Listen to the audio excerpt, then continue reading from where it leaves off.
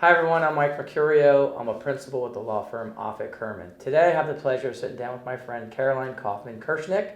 She is president of EMR.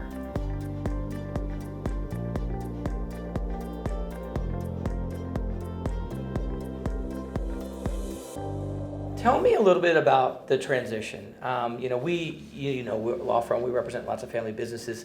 I'm sure you're not unaware of the fact that family businesses have lots of challenges. It's hard enough to run a business, right? Yes. Much less deal with your family members. And that there's not a lot of, at least the statistics aren't great about the continued success of family businesses. Especially not third generation. Not third generation, and maybe perhaps there might be a fourth generation. Who knows? But certainly the third generation, which is a milestone unto itself.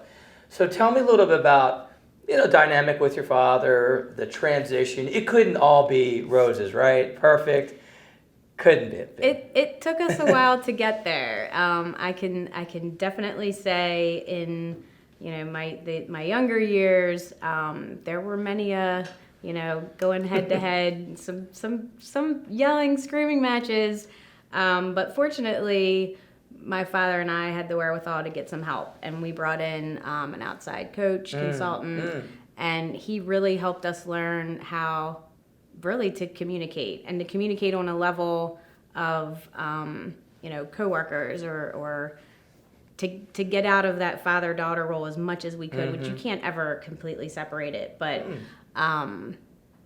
it took a lot of work and a lot of years. And once we finally bridged that gap and saw each other as peers and partners, so to speak, the last, I don't know, 7-8 years of working with my father have been just phenomenal. And I know that that's not the normal story, but he and I really worked side by side and were just a great partnership even before I took over for him. Well, it may not be the normal story because maybe people don't put in the effort that perhaps you guys did. Sounds like you learned to communicate, you learned to separate your differences, and I don't know, maybe not take this work home into the family dinner table. I don't know, but tell me a little bit about, is your dad still involved? I don't know. So is he still involved? And I mean, I gotta imagine it's hard. The thing I hear frequently is that, you're obviously an adult and very skilled, and now you're the president, but he was the president, and it's hard to kind of get out of the way because,